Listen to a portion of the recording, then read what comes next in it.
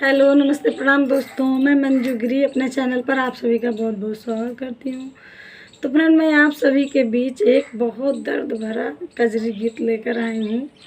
राम सीता का है। सुनना जैसा लगे कमेंट में ज़रूर बताना।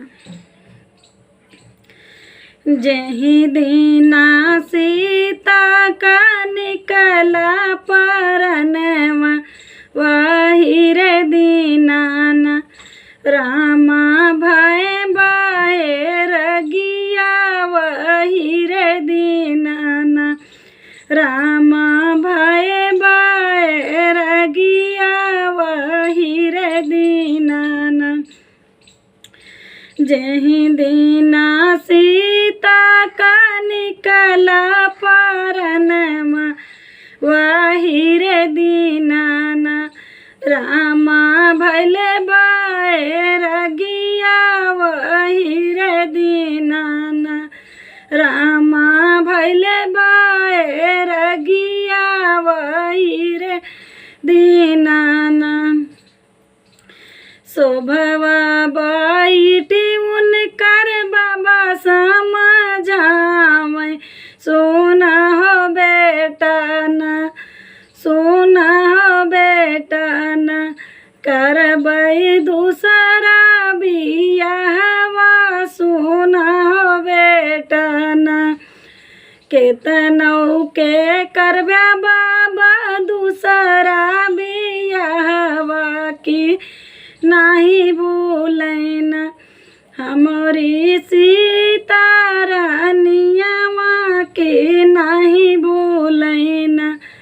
केतनौ के करब्या बाबा दूसरा बियाहवा, की नाही भूलैन। उनकर मधुरी बचनिया, के नाही भूलैन। उनकर कुसुमी चुनरिया, के नाही भूलैन।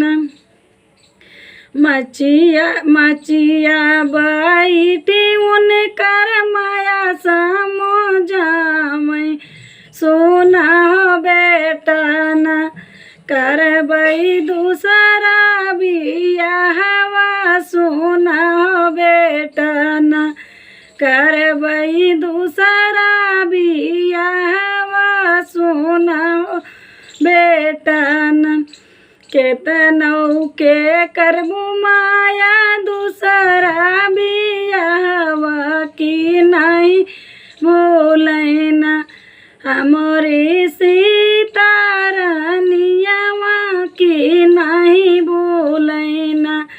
उनकर मधुरी बचनिया, की नहीं भूलैन। उनकर कुसुमी चुनरिया, की नहीं भूलैन। जही दीना सीता का निकला परनमा, वही रे दीनाना राम